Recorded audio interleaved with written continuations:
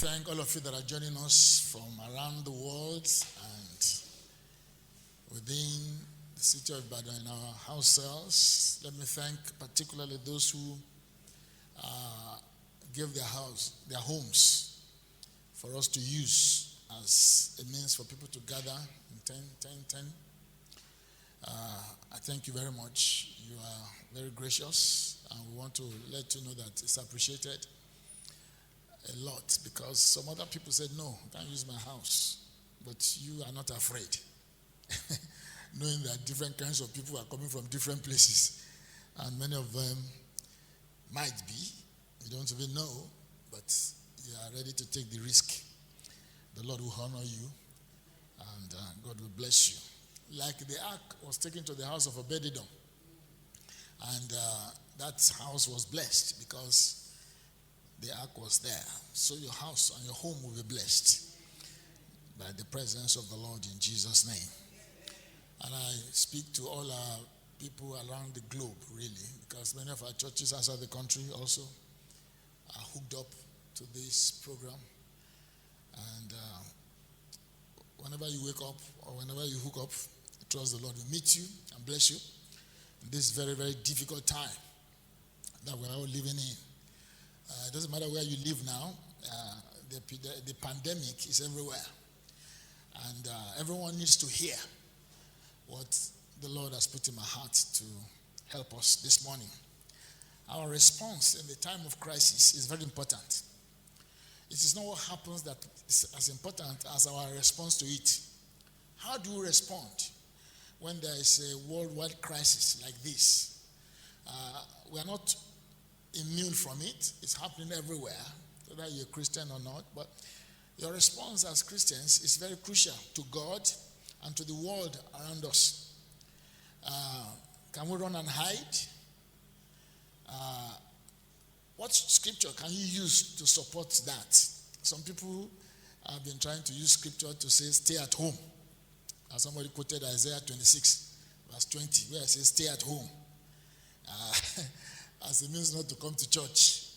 It was quite laughable, because people just think just because something is in the Bible, then you can just take it and apply it.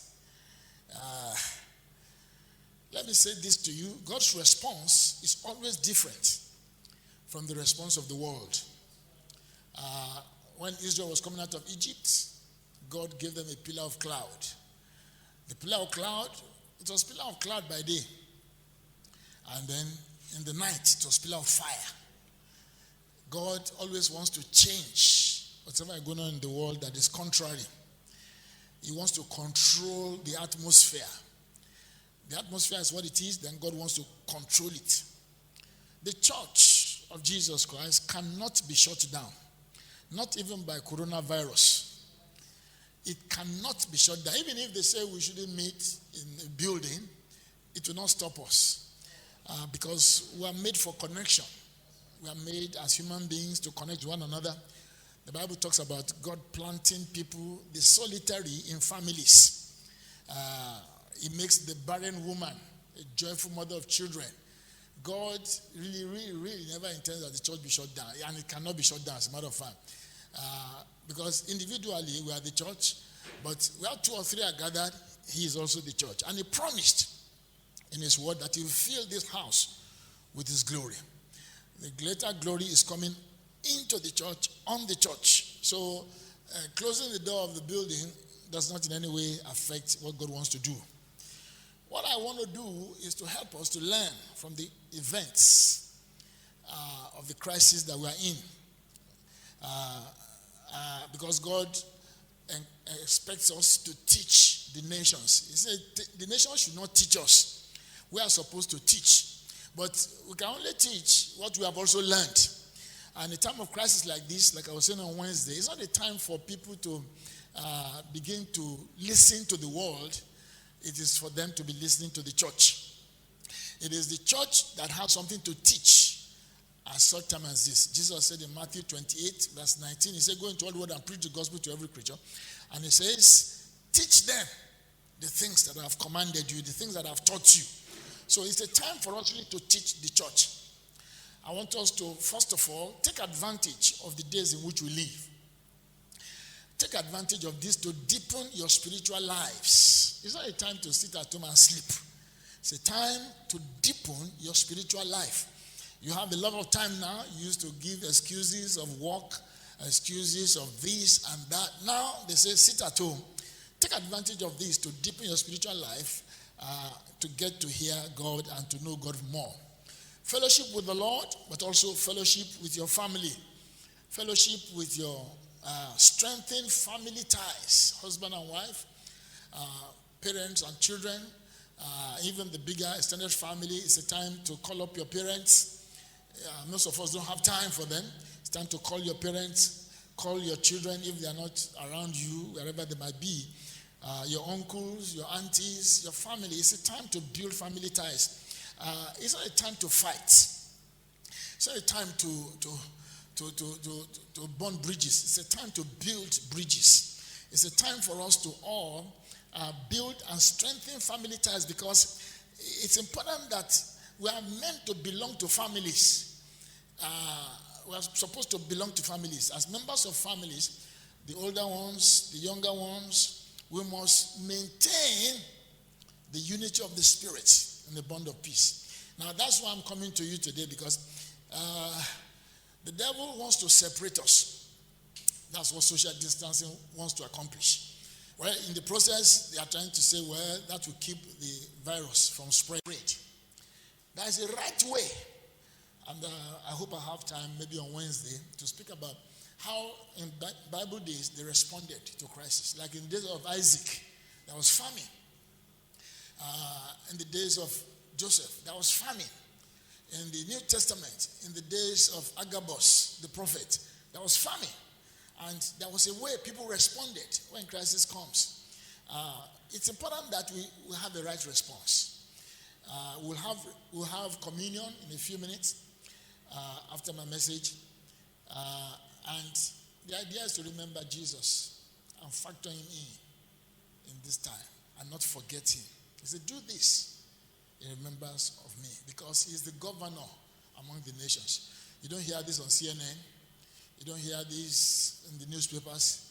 But I want you to know that Jesus is still the governor among the nations. The devil might appear to be having a field day, but Jesus is still in control. Hallelujah. So my prayer this morning is that, come, Lord Jesus. Come. This is the time for him to come. This is the time for revival. Now, this moment, these days, when it is so dark, that is the time that the revival is going to break out. Unless there is revival, a lot more people are going to die. Economy will crash and will be destroyed. Many lives will be destroyed. That is the goal of coronavirus. That is the goal. That's where it wants to go. Destroy the economy, destroy people's livelihood, so that government is in control. That's moving towards the world government. That's where it is going. But Jesus is going to checkmate him. Amen? By the power of the Spirit, it will be checkmate. And we shall come out of this stronger and better in Jesus' name. I want to speak to you very quickly now. All that I've been saying is just introduction, so you know that. I want to speak on obedience of faith. Wednesday, I was speaking about the scourge and the cure of coronavirus. And then I spoke about the root of all this, of course, is Satan. And then I began to speak about the cure, being Jesus himself. Now, we have a part to play to be able to go through this and come out victorious. Many can be lost. It's possible for people to be lost. It's possible for business to be destroyed. But if we keep our gaze in the right and proper place, then we can come out victorious. So I want to speak to you on obedience of faith, because obedience is crucial and faith is crucial at these times. Let me read two scriptures as my texts, and then I'll begin to press into the matter for this morning. Can I have an amen, please? Okay, I'm sure you're answering me. The house cells, even though I can't hear you. Praise God. Romans chapter 1. Letter of Paul the Apostle to the Romans. By the Spirit, he wrote this many years ago. Chapter 1, verse 3. He's speaking about concerning his Son, Jesus Christ, our Lord, which was made of the seed of David according to the flesh. And that is, this Jesus is declared to be the Son of God with power, according to the Spirit of holiness, by the resurrection from the dead, by whom we have received grace and apostleship, that is, by Jesus Christ and the Holy Spirit, for obedience to the faith among all nations for his name. That is, the Jesus we preach, the reason we preach him is so that we obey him in our newfound faith that we have embraced. Let me read one more scripture. The same Romans, this time chapter 16. The last chapter of Romans Gospel. Verse 24.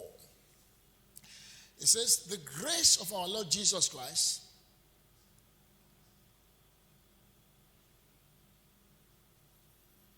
verse 24 to 27. Romans 16, verse 24 to 27. The grace of our Lord Jesus Christ be with you all. Amen. He says, now to him that is of power to establish you according to my gospel and the preaching of Jesus Christ, according to the revelation of the mystery, which was kept secret since the world began, but now is made manifest, and by the scriptures of the prophets, according to the commandment of the everlasting God, made known to all nations for the obedience of faith. To God only wise be glory through Jesus Christ forever. Amen. I wanted to see in these verses some mysteries which comes to us by revelation. The power of God and the way it operates is by obedience of faith. We need to understand and obey faith. Victory comes by faith. That is how it comes. You can be a Christian, you can have Jesus in your life, but if you don't obey faith, that is, do what faith says to do, if you pander towards what fear says, you might find out that victory can be lost. Victory comes by faith principally. What we have around us is a virus of fear. Virus of fear. And the name of wisdom.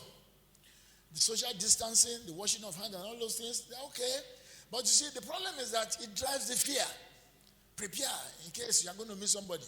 Wear your glove. Now, all of those things are good and necessary, but they do not instill faith. It is very, very easy, many times as we do these things, to be operating in fear. We are told not to fear. But the truth is that, is it really possible not to fear in the days in which we live? We do many things out of what I call a secret fear.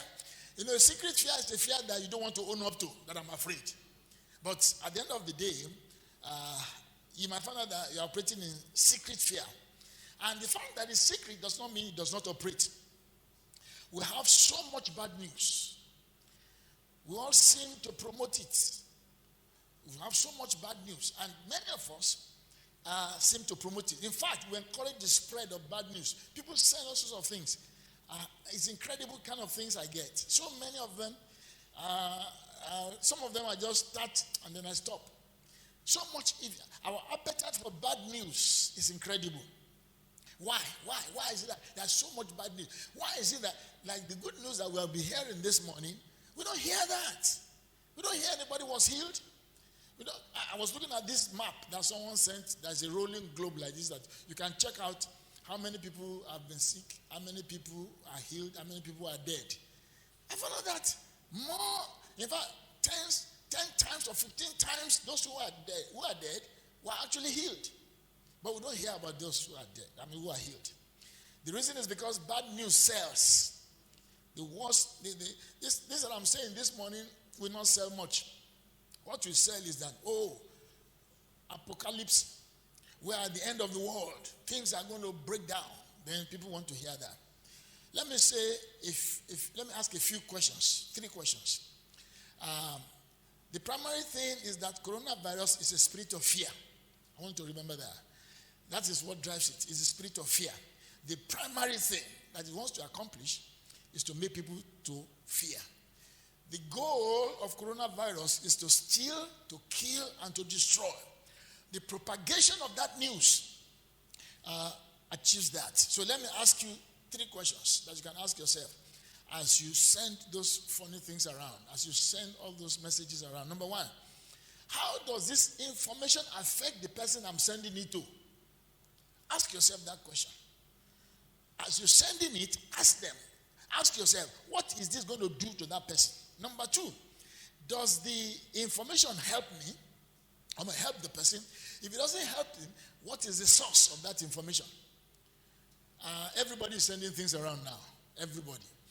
People that don't know anything about medicine will be telling you what to do, how to wash your hand. People that know nothing about social distancing, they'll be telling you, do this, do that. Everybody is an expert. Because all they do is to pick something that somebody said and then forward it because they have WhatsApp.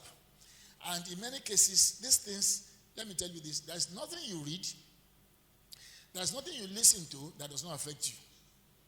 It will affect you for good or for bad. So, does it help people when you send these things? That data, you use it for other things. Use it for more productive things instead of sending all kinds of funny things about. Don't help the devil do his dirty work. The work of the devil is very ugly, and his work is to steal, to kill, and to destroy. So I rather send forth information that will help people and that will make them become who God wants them to be. That is, to be healed, to be well, and to serve God's purpose in this generation. Number 3, what is the solution to this virus of fear? What is the solution? Can I say this to you, ladies and gentlemen? The opposite number of fear is faith. Faith in God and in His promises. It's important that we know this, because if you're not selling fear, then you sell faith. You can't sell fear and expect the people to have faith. If what you're sending to me will only make me to be afraid, you cannot say you're trying to help me. Rather, you're trying to pull me down. I want to hear faith-filled messages that will uplift me, that will lift me out of my depression, that gives me hope and expectation. The Bible speaks about hope, faith, and love. 1 Corinthians 13, verse 13, it says, there abideth faith, hope, and love. These 3, he said, but the greatest of them is charity. Let me start this way. Hope feels, faith sees, love never fails. Hope feels. I'll talk about it in a minute. Then faith sees. Then love never fails. These 3 are all spiritual. In quality, none of them is of any physical materiality. So let me start with hope. Number 1, hope. Hope is what we need to give in this time that we live. Hope is what we need to give at this time. That is, if we have hope too. What is hope? Hope is something good is going to happen. That's what hope is. Something good is going to happen. Faith, however, knows something good is going to happen. Those are 2 different things. Hope says, I feel something good is going to happen. Faith is the substance of something that you hope for. Now, so if you feel something bad is going to happen, it is not hope. You know what I call that? I call that a foreboding spirit. Actually, that's what it is. A foreboding spirit. And this is a demonic oppression. I've suffered from it. When I get bad news, like the passing of my sister-in-law, it brought a foreboding spirit into my life. And I didn't know. Because the subsequent response to it that made me know that I had it was that I wake up in the night and check if the people around me have not died in their sleep. A forbidden spirit is a demonic oppression. And it is what is used to spread sickness and disease. Foreboding spirit. Foreboding spirit says something bad is going to happen. Some people say, hey, I was feeling like Something bad is going to happen. Some people live with that. That is their lifestyle. You have this demon operating in your life. Some people feel, if they come to my house, then I'm going to get it. I was speaking with Pastor Shola yesterday. We were talking about the governor of Kaduna State, who just tested positive. Before I called him, because I was the one that called him, where he called back later, I just got the video clip of him announcing to Kaduna State people that he's positive. And I was so sorry for him. I felt so bad for him because he's a very, very hot man and he's not a friend of the church. To the church, he's a very bad man. But when now the man is now very sober, he said, I'm going to be in isolation. The deputy governor, I felt so sorry for him. And I was telling Pastor Jela yesterday, I said, this thing is very bad though. I said, he was at the meeting with the chief of staff. And himself and other people that were at the meeting, including the staff of the chief of staff, are all positive. I said, this demon is very bad though. I said, so this social distancing thing is so powerful because if you just touch somebody, because I'm not sure they hugged or kissed each other, they just probably shook hands. Yet, the man is positive. And the devil is driving that through this social distancing. If you have mistakenly shook the hand of somebody in the last 24 hours, mistakenly, like Prince Charles, Prince Charles is positive. I mean, that's aristocracy. And I saw a video of him trying to shake somebody and then withdrawing his hand. But he got it. I said, so even for attempting to shake somebody, that's a foreboding spirit. It is a demonic operation that spreads the sickness. He says something bad is going to happen to you. I remember when I was much younger, they used to say that if everything is smooth for you, smooth, be careful.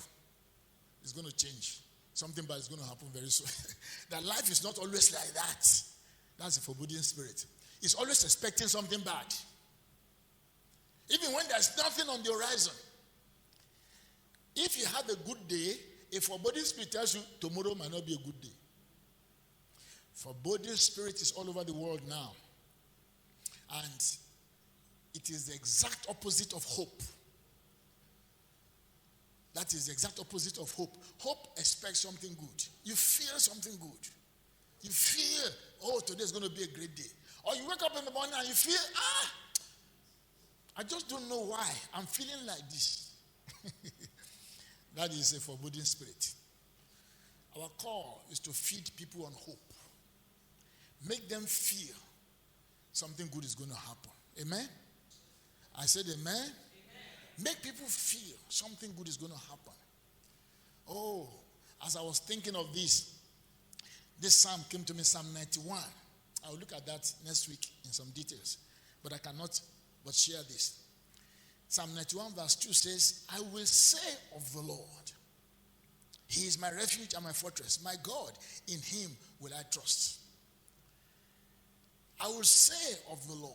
I will say of the Lord. What will you say of the Lord in this season? What will you say of the Lord in this season? You will say, He is your refuge. It came to me actually after speaking to Pastor Shola yesterday. He said, Pastor, Jesus ni aboa. That is, it's only Jesus that is our refuge. He said, you shake hands, you don't shake hands. He said, Jesus has got to be your refuge. And I just remember this scripture. He said, I will say of the Lord. When I want to describe the Lord, I want to describe Him as my refuge. I remember there's this song we used to sing. You are my hiding place. You always give to me a song of deliverance. Whenever I am afraid, I will trust in you. I will trust in you. Let the weak say, I am strong in the strength of the Lord. I will trust in the Lord is my refuge. So good things are going to happen to me. Hallelujah. Good things are going to happen to you. Let me say this. If you come with other Christians and you receive hope from God's word, you will, in addition to that, now get what I I call the reward of diligently serving the Lord, which is faith. We need to work to reward our faith. What I'm saying is this. People say, don't get your hope high up. They say, don't get your hope high. Because if you raise your hope high, you might be disappointed. But that's not correct. It's not scriptural. Actually, what you should do is get your hope high. Don't get your hope high that it's going to be okay. I'd rather encourage you, get your hope high in the Lord. You know what you're going to get when you do that? You get faith. The Bible says he rewards those who diligently seek him. He rewards. The reward of seeking God is faith. Amen. I said amen. The reward of seeking God is faith. When you get your hope high in him, say, God is my refuge, a very present help in the time of trouble. When you get your hope high with that, then it will give you faith. It will impact faith in your heart. And that will take you through whatever the symptoms that come. Now let me say, the devil can attack some of us, and that will not be big news. You know, the real big news is that God will heal you. Amen? So somebody say, oh, somebody has coronavirus in so place. That's no news. I mean, everybody's having it. But if you hope in him, your hope, if you see him as your hiding place, then you can say, Lord, I'm inside you. This is not what I'm expecting. This is not what is expected. And you get your hope high in him, then you have faith come up as a reward, because the Bible says faith is the substance, hope. I mean, faith is substance of what you hope. Faith is substance. Your faith knows what you hope. Hope is still out there, but it's positive. Faith, you know it in your heart. I pray the Lord give us that expectation in Jesus' name. So hope for good things. Hope that you will not get it. Hope that the Lord is keeping you. Talk to people with hope. Encourage those who don't have, that they will not get it. Encourage those who have it, that God will heal them. Give them hope. That is what you have to offer. You don't have to offer medical advice. I don't know anything about medicine. You don't have to offer the latest drug that has just been discovered, whether it's chloroquine or something queen. I don't know about that. And the truth is that they don't know the cure. They don't even understand the thing. Talk less of curing it. But I can tell you about one that I found to be true, and that is Jesus is a healer. Glory be to Jesus. Jesus is a refuge. Jesus is a fortress. Glory be to God. Number 2, we are not slaves to fear. That's the song we sang last at the worship. We are not slaves to fear. Rather, we obey faith. Let me say this to you. You are a slave of that whom you obey.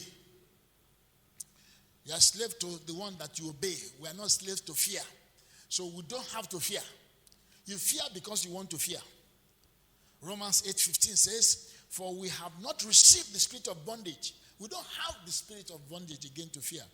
But we have received the spirit of adoption, whereby we cry, Abba Father. We have a good God. Everybody say we have a good God. So you don't have to fear. What the spirit you have in you is not the spirit of fear, but the spirit of a good God. We should refuse to listen to our fear, rather listen to God. It is not what happens to me. This is what one old man said, according to Winston Churchill. Winston Churchill was the Prime Minister of the United Kingdom, Great Britain, during the Second World War. And he was a very powerful and effective leader. He said this, it is not what happens to me. He said, but the stories that I make up about what I fear, it is not what happens to me that is big, but it's the stories that I make up about what I fear will happen that scares me. What I fear will happen. Let me speak to you about this social distancing thing and this washing of hands thing. Listen. It is right, it is proper. But please, don't do it in fear. if you do it in fear, you will negate the whole purpose. And that's why you see that in countries where they do all these things they are doing, it's still not working. For one, it doesn't solve the problem. Some people will not go to anywhere. They say we should stay at home. So they won't even go to house sale because they say we should stay at home. Now, that is fear. They wash hand. Actually, they say you should be washing hand every 15 minutes. Every 15 minutes, wash your hand. And then they say, whatever you do, just be washing hands every 15 minutes. So whatever you do, just go and wash hand again. Then, of course, social distancing. You don't want to talk to people and all that. Now, let me tell you this. The Lord taught me this as I was thinking about it. Because I saw that it's not working. It's not working. It's not stopping it. It's still spreading. Listen to what the Lord said to me. He said, whatever we do physically,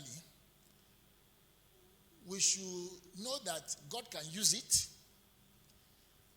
but it is still the Lord that will bring the healing. That's the scripture where I got that. Proverbs 21 verse 31. He said, the horse is prepared against the day of battle. The horse is prepared. You want to go to battle? Prepare the horse for the day of battle. He said, but safety is of the Lord. And some other scripture says, the horse is a vain thing in battle. It's a vain thing in battle. What he's saying is that horse cannot bring victory, but prepare it. Amen? Prepare the horse, but let not your faith be in that. Victory is in obedience, not in the physical action that we take. Victory is in obedience to our faith. That's what I'm talking about, obedience of faith. Victory is in obedience, not in the physical action. You prepare the horse, but God says, I'm not going to use it. I'll still give you victory. Are you hearing that? I want you to get this. It's very important because God can say, okay, wash your hand, clean your table, social distance, don't talk to anybody, put on face mask, everything. Do all that. But let it not be that is the basis of victory. Your victory also comes only from the Lord, and it comes only when you have faith in Him. Another thing that comes to my mind is the story of Peter. Jesus said, go and get sword ready before Gethsemane. When they got the sword ready, the day of Gethsemane came, and they came to capture Jesus. When they came, Peter just took out the sword because the Lord said, get the sword ready. And he was going to cut off the man's head. But somehow, he missed his head. And he cut off the man's ear. And Jesus said, don't do that. And took out the ear and healed the man. I said, but Lord, you are the one that said you should get sword. I told you to get sword, but not to use it. That's what the Lord was saying there. I didn't say you will use it. Just get it ready. In other words, get it ready, but I'm not going to use it. And so he healed the man that the sword helped to cut out. Victory is in obedience. Victory is in obedience of faith. Believe God with all your heart. Lean not on your own understanding. If people wash their hands in fear, they could end up in trouble. Victory is in faith in Jesus. That's how we're going to go through this situation. We'll go through as you trust God. As you do your social cleansing, let your faith still remain in God. Can I have an amen, please? Amen. Number 3, perseverance in faith is what makes faith to work. Perseverance is very important in faith. Jesus chided his apostles and disciples. He said, "O ye of little faith." Not the size of the faith, but the brevity of the faith. Some people start to believe at the beginning, but when the answer does not come or when the situation does not abate, like now we are praying that this thing should stop. If it doesn't come, short after a short time, many Christians will become despondent. So maybe we have prayed. Why hasn't it happened? And they don't know that faith does not work because of its size. It works as it perseveres. If you are sick and they pray for you and it doesn't manifest immediately, it doesn't mean you are not healed. It only means it's not manifested. You have to keep your faith in action. Jesus was teaching this in Luke chapter 18 about the woman that went to the unjust judge. Went to the unjust judge and said, "Judge, please help me." He was teaching faith actually. He said, men ought to pray and not to faint. Men ought to pray and not to give up. So Jesus told them, hey, you guys believe God. Like this woman that went to this unjust judge. She kept calling to the judge, help me against my adversary. Help me against my adversary. This Luke 18 verses 1 to 6, 7. He said, help me. He went on, and the Bible said this judge doesn't care. Doesn't obey anybody. He doesn't respect anybody. This judge is so stubborn. He doesn't care. But he says, this woman keeps bothering me. If I don't answer her, she'll wear me out. So suddenly, the man answered the woman. And Jesus said, if this unjust judge will answer this woman because of her perseverance, don't you think your heavenly Father, who is a good God, will answer those who persevere? Don't you think that perseverance is necessary? In the situation in which we find ourselves, we pray this thing doesn't goes away very quickly. But if it doesn't go away very quickly, your faith must not fail. You must persevere to have the victory. I pray nobody is I don't pray anybody is sick. But if you do get sick, don't let your faith fail. Don't say, it was because I went to house sale. That brother, they say he just came back from London. But we have prayed. Now, if the prayer did not work, some people say, but that's not the way prayer works. Prayer requires, or faith requires perseverance. Perseverance is a fruit of the Spirit. It's a fruit of the Spirit. And let me say this to you, the devil doesn't have the fruit of the Spirit because he doesn't have the Spirit. Amen? He doesn't have the fruit of the Spirit. What do I mean by that? If you persevere, you wear the devil out because it doesn't have perseverance. There is no devil in this world that can persevere like the Holy Ghost. And the Holy Ghost in you operates by the Spirit of perseverance. And like I say, it's a fruit of the Spirit that He gives to every one of us. Obey your faith by saying the right things. Remember, obedience of faith. Obey your faith. Before trouble, in trouble, and after trouble. Let your faith persevere. Let your faith continue to get stronger. Faith in God, like good wine, gets better with age. Faith in God, like good wine, gets better by time, with time. So when you obey your faith, it doesn't give up because the answer has not come. Or because suddenly you become ill. It's, so they prayed for us. For this, the power of life and death is released through what we say. The power of life and death is released by what you say. And I said that we are going to be able to drive this thing out if we persevere in faith. If we keep persevering, we can have victory over this evil. Persevere with the words of our mouth, which is a release of our faith. Obey your faith. Say the right things. Obey your faith. Obey what the word of God says. By His stripes, I'm healed. Jesus lives in me. Greater is He that is in me than he that is in the world. It doesn't matter whether you're at the hospital bed. It doesn't matter whether you're at home, self-isolating. Whatever you do, make sure your perseverance does not wane. And your perseverance is not dependent on the symptoms.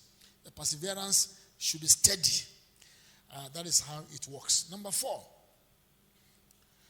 You can't have fear without faith.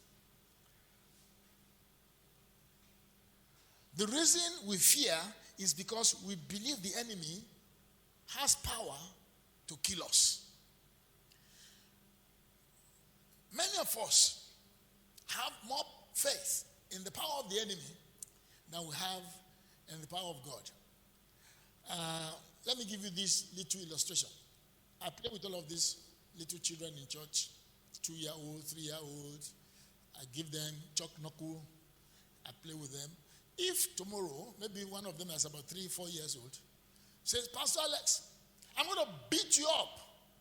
You useless man. I'll beat you. Will I be afraid? Will I say, you beat me? No, please don't. I won't say that because I don't believe him. I don't believe him. He can't beat me. When coronavirus comes knocking, or you have some symptoms, if you believe it's going to kill you, then it's going to kill you. Because you have released your faith in it. Now, you have to be sure that you don't release your faith in the finite one. Let your faith be in the infinite one. Let your faith be in that which can never change. Don't put your faith in that which can change. Let me tell you this, coronavirus has an expiry date. And it's going to pass. It's going to pass. Your faith should be in the infinite one. Because when you have faith in the infinite one, he will deal with the finite one and change it for good. The reason we fear is because we believe the enemy more than we believe God.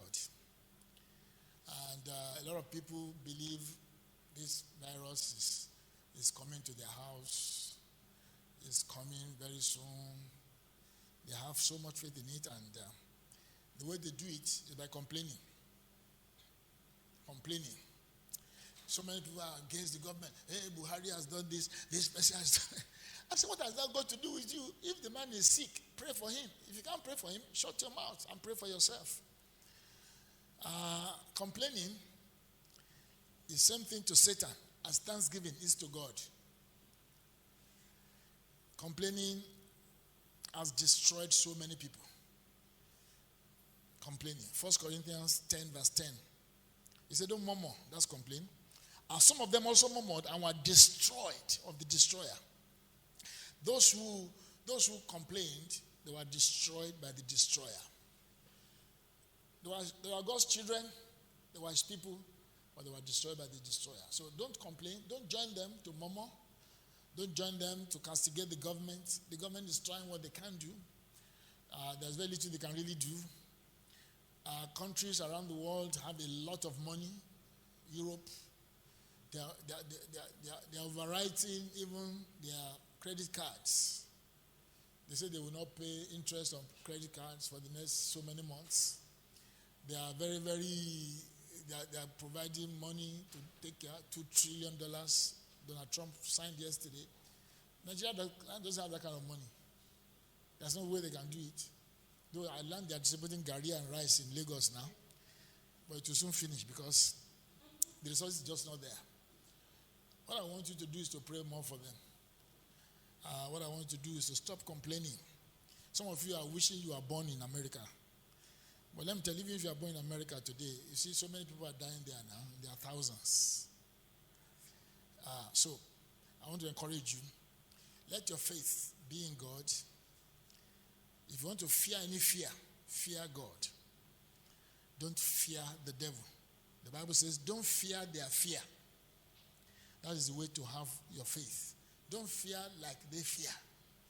Don't post like they post. Because people of this world, they are crazy.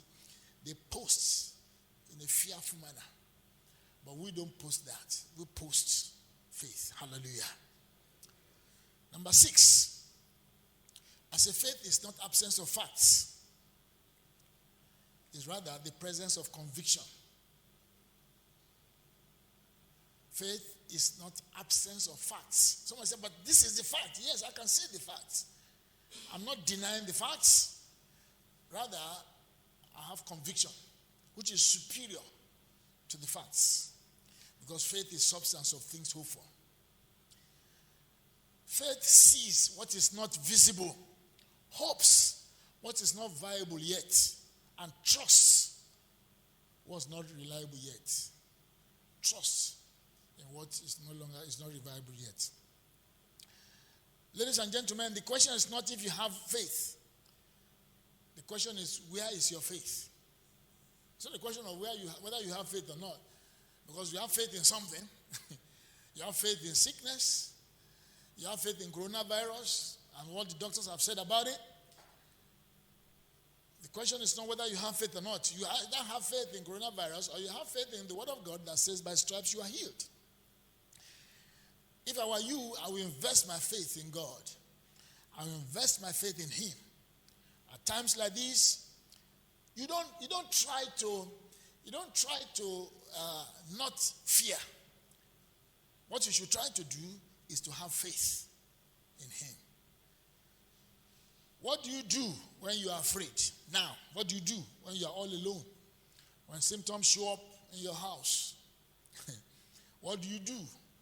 Like the prophet Jeremiah says, recall other times that you were afraid.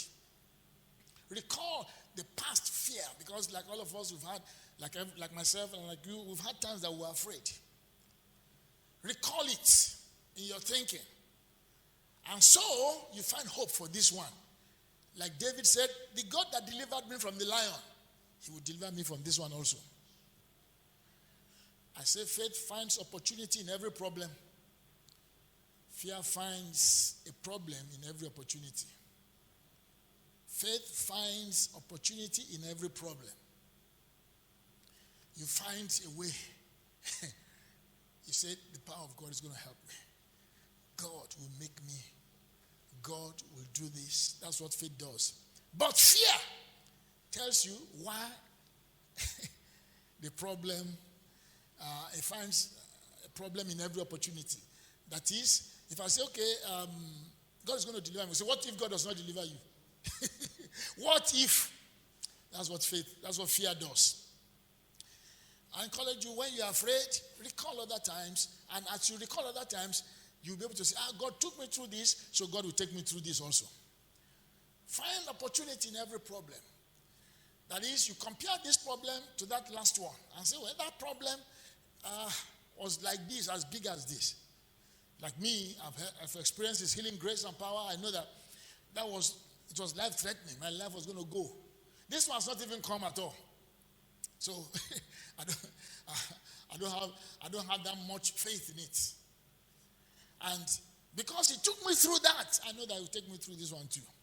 And I know He will do the same thing for you. Amen?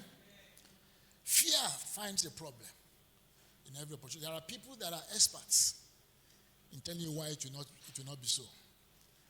They were telling some people that, pastor said we should go to house here. He said, government said we should stay at home. Pastor is saying we should go to house here. If we go to house here and they say we should social distance, how shall we sit down in the house here? What if I'm sitting close to somebody? I don't know where everybody has been during the week. They are finding opportunity. They are finding problem in every opportunity. I feel sorry for them, really. I'm not blaming them and I'm not criticizing them. I'm only saying that I feel sorry for them that they are afraid. They are afraid. What do you do when you're afraid? Reduce too much evil knowledge.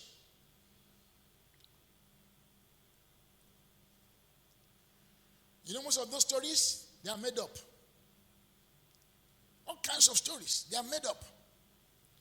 And they have anything that scares you is too much knowledge. It's evil knowledge. I was speaking to one doctor. He's a pastor too. He said, you know what scares me about this thing? He said, people that don't have it, they have the ability to give it. People that don't have symptoms, they can give it. He said, if you have symptoms, everybody will distance himself from you. But if you have no symptoms, and people assume that, okay, because you don't have symptoms, then they move close to you, you will give them. So you can give what you don't know you are giving. He said, that's what scares him. He's a doctor. I said, well, in whatever form he presents himself, the big picture is this: all things work together for good. For those who love God, for those who are called according to His purpose. If it is not good, it is not the end yet. Hallelujah. If it is not good, it is not the end yet. No matter what it is, if it is not good, if things are still bad, the Bible says all things work together for good. So if it has not come to the point of good, it is not the end yet. Whatever we are going through now, maybe you have the symptom or you know somebody who has the symptom. We are working on our testimony. That's it. Don't be judged by the moment. Don't be judged by the moment or by present circumstances. Oh, you hear somebody, they say, oh, Buhari has this, and some people are rejoicing. Wicked people. I don't care what your party is. You want the man to die? Why? So that you can become something, or so that Nigeria can be better? Are you in charge of Nigeria? And who says if he dies, Nigeria will be better? Wicked people. Whatever anybody is going through now, give them hope that because it is not the end yet, because it is not good, it is not the end yet. They're actually working on their testimony. God will give us testimonies through this season in Jesus' name. Don't be judged by the moment or present circumstances. You might have a rough time. Some people might lose their jobs. So many people are going to run into stormy economic situations. It doesn't matter. But because it is not the end yet, because it is not good. If it is not good, it is not the end yet. Can I have a good amen, please? That's where my mind is working. When you walk through the valley of the shadow of death, you know it is not the end yet because it's not good. When you walk through financial crisis comes to everyone. Indeed, our ministry at the moment, we are really having a serious financial crisis. This is the administrator, she knows what I'm talking about. But we've been there before. And I know it's because maybe people don't have to give, or those who have do not want to give, whatever. But we've been there before. There was a time for months we didn't have anything coming in. But we went through it. I'm talking about many, many years ago. A time of serious crisis. But we went through it. So I said to you, friends, if it is not good, it is not the end yet. The process is what we are going through now.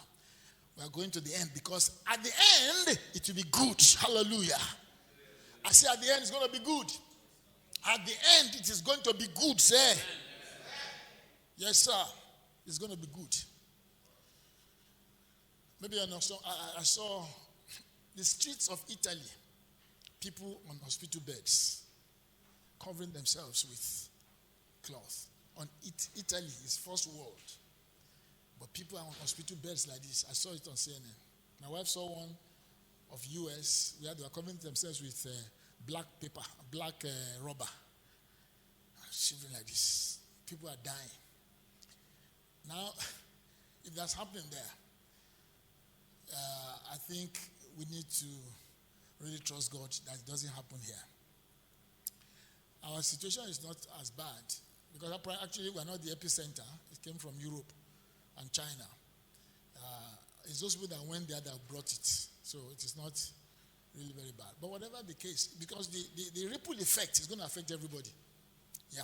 Because the goal of this coronavirus, coming from the realm of the spirit, is to make sure that lives are destroyed and the economy is brought to its knees.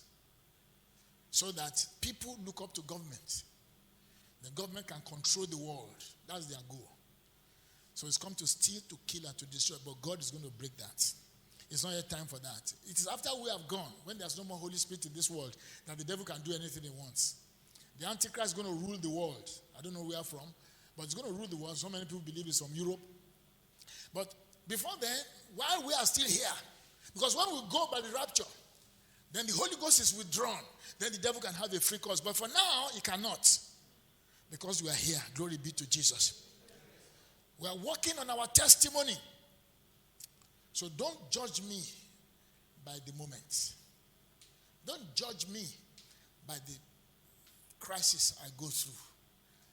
Don't judge yourself also by the situation that you go through. Refuse to be judged by anybody by the moment or present circumstances.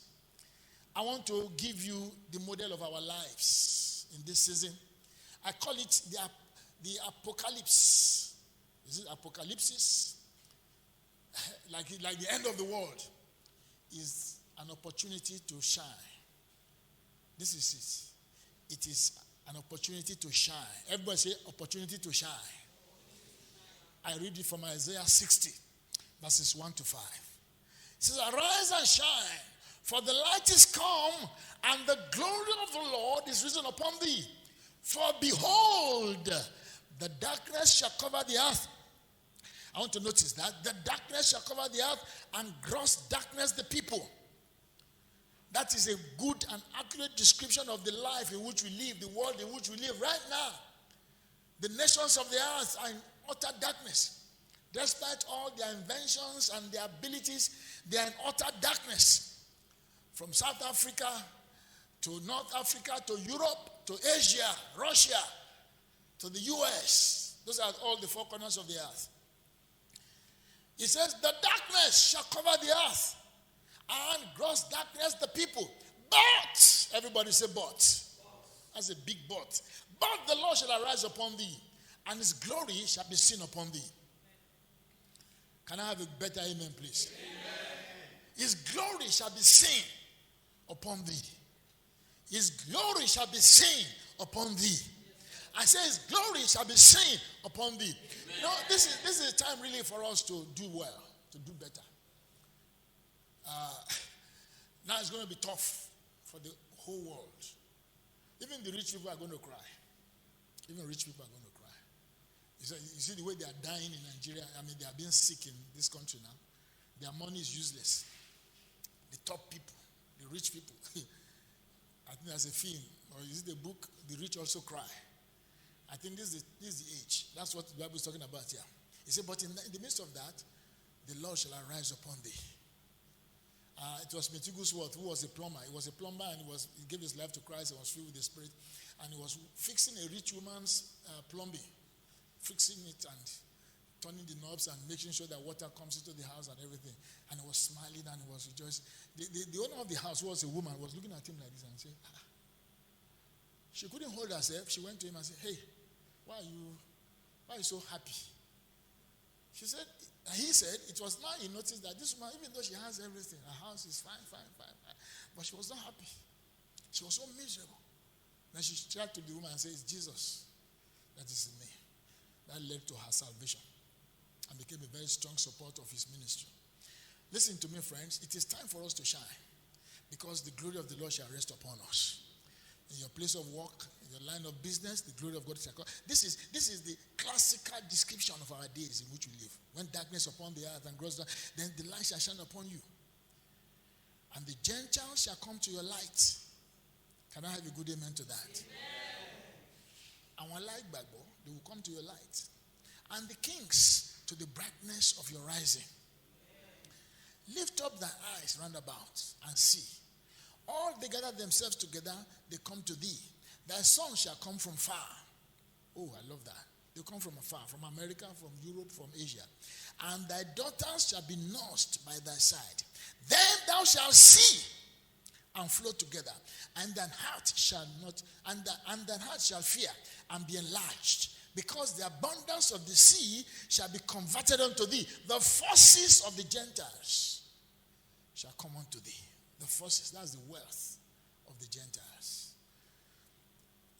The forces of the Gentiles. Wealth is not just money.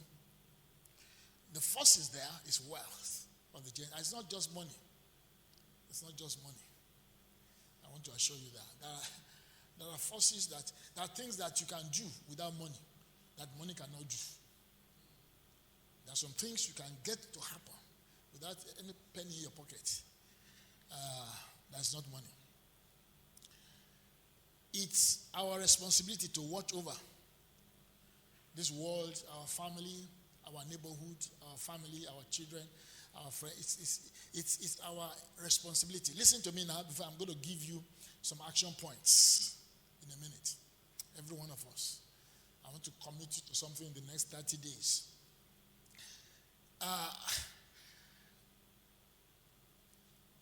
You should, when you are a watchman, I think the woman was trying to teach us about being a gatekeeper. When you are a watchman,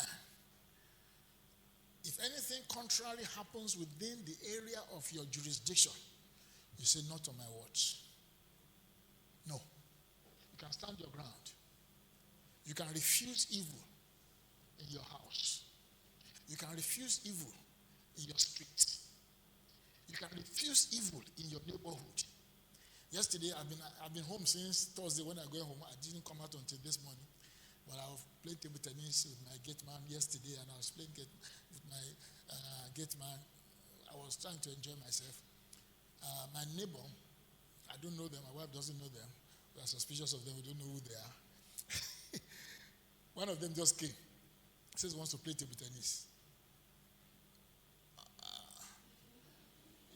I was thinking, my mind is racing, and I asked him a few questions. He says he's a doctor, he works in UCH, he's in Delta, he's from Igbo, he's an Igbo boy, blah, blah, blah. He gave me all this information.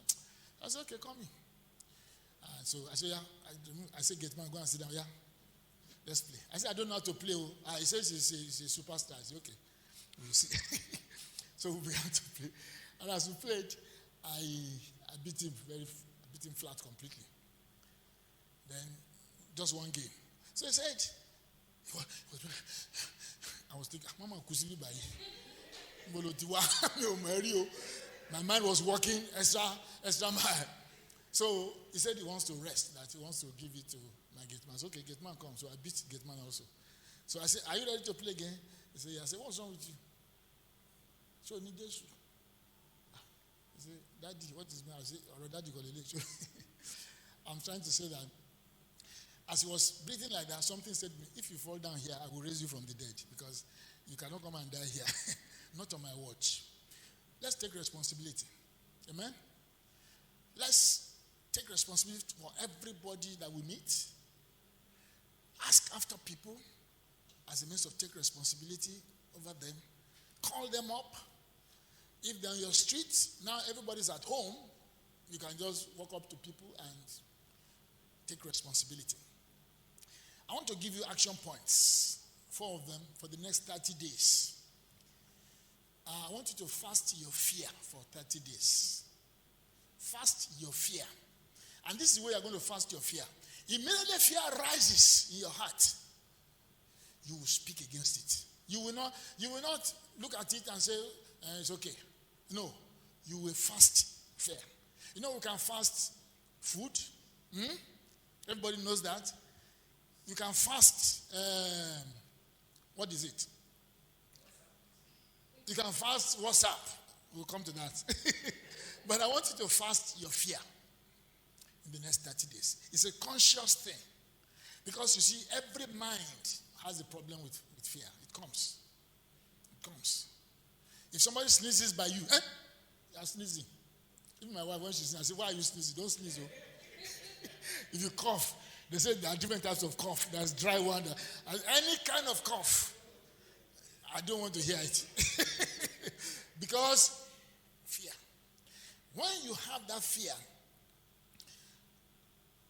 immediately deal with it. Faith does not ignore facts. Rather, it overrides it with faith. We don't say, I didn't cough. Of course you coughed.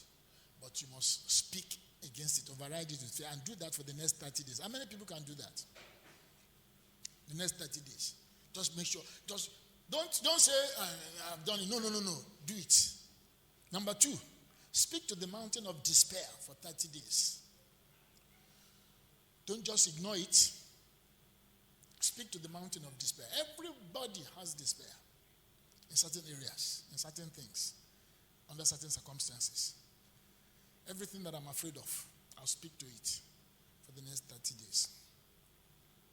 Then, number 3, refuse to be entertained by hopelessness.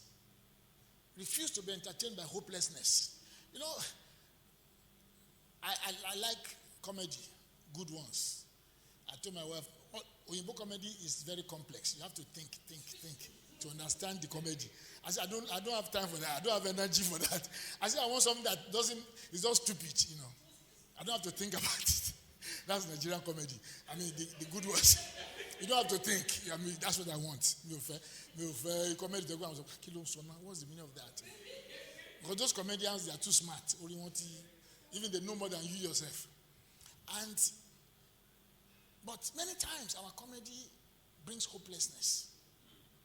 And that is what entertains us. Refuse to be entertained by hopelessness.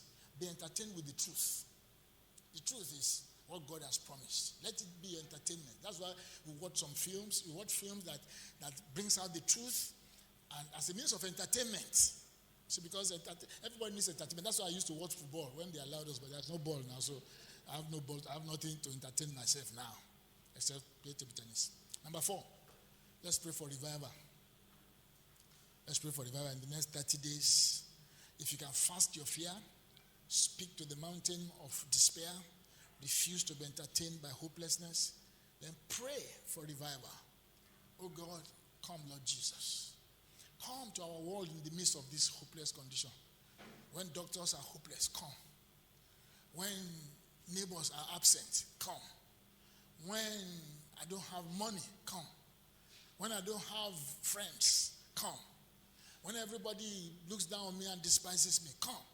He's the only one that can deliver us. So let's ask that he will come to our world. Speaking to that gentleman that said he's never heard about Jesus, I said, how do you live life without Jesus? How do you go through crisis? How? That's why people develop high blood pressure. That's why they have all these terrible chronic diseases. Because they're trying to live life by themselves. They're trying to live life by their own mental capacity. Trying to live life without God. And even those who claim to know God, who claim to have Christ, are trying to live without him. They don't consciously factor him in through a powerful relationship. So, in the midst of revival, God fires the human soul. God touches the human soul in the way that the human soul becomes his dwelling place in reality. You commune with God closely. We're talking about hearing from God this morning. It's your lifestyle. It becomes, when you close your eyes, you're communing. When you're watching your film, you're communing. Everywhere you go, you're communing with your maker because it's your source. The river that cuts itself off from the source is going to dry up. And many, many lives can be dried up because they have not created this flow between them and their source. So we pray for revival. We say, come, Lord Jesus. Come in our days. Come to our, like I'm preaching this morning, I'm praying that it goes far. Touch lives. Touch situations. I spoke to that man. I said, only Jesus, by the Holy Spirit, can reveal himself to you. I cannot begin to argue with you now. How much argument can I make? Yeah, he's a very smart man. Agbari, the man. Agbari is not of this world. His friends are all these mad people that have been so blessed by God but do not acknowledge God. They don't acknowledge God in their thinking at all. And he has everything. He has everything. Just name it. Anything people want, he has it. He doesn't have a little, he has a lot. But he doesn't have the essence of life. He doesn't have the essence of life. He said, but what do I need him for? I said, so that your life will be complete. He said, your life is not complete. So we ask that Jesus will come, show himself to people. Like the revival we had is happening in Iran, where God is using women. Some revival is happening in America, the US, in Europe, in Russia, pockets of places like that God should come to Nigeria too. And let's begin to hear, through this crisis, let's begin to hear Jesus visited me. Jesus spoke to me in my sleep. I didn't know Jesus. Let's ask God for that. Let's be conscious of the fact that these people need Jesus. They don't just need to be healed, which is wonderful, which is good, which is prayed. But let them have Jesus himself. Jesus has to be in every soul for the soul to be complete. Or else we're just wasting our time. So that's the last bit. Pray for revival. Amen. And this morning we will approach the table of the Lord. Can somebody get on the keyboard now? We will approach the table of the Lord, and I know in your house else too, or wherever you are, you can get some elements out. And I will pray that this element will be a contact point. The Spirit of the Lord will use it in some way to create something in our soul, create something in us. Help us to come to an understanding of some of these things so that we will not fear, rather we will obey faith. I call it obedience of faith.